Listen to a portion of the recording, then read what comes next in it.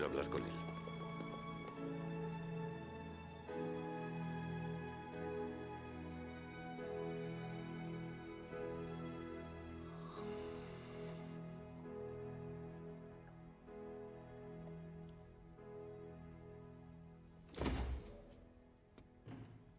Truman. Puedes hablar. Te escucho.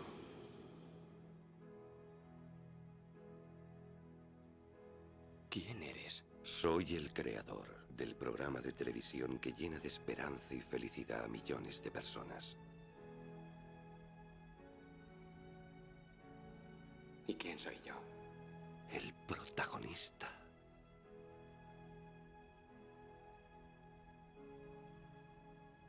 Nada era real. Tú eres real. Por eso valía la pena verte. Escúchame, Truman. Ahí fuera no hay más verdad que la que hay en el mundo que he creado para ti. Las mismas mentiras, los mismos engaños. Pero en mi mundo, tú no tienes nada que temer. Te conozco mejor que tú mismo. Nunca has tenido una cámara en mi cerebro. Tienes miedo. Por eso no puedes marcharte.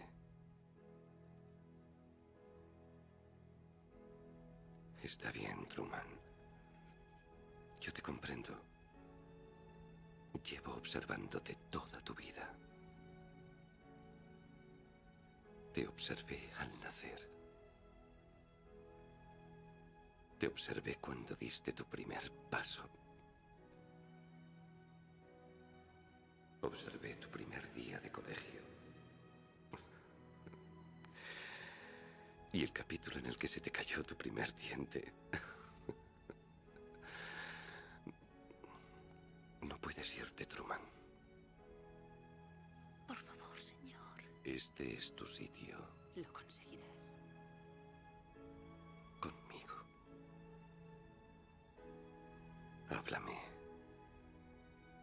Dime algo.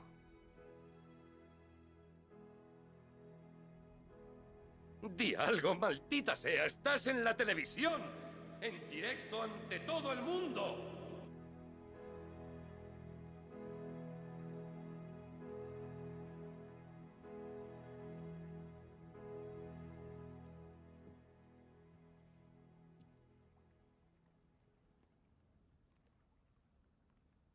Por si no nos vemos luego. Buenos días, buenas tardes y buenas noches.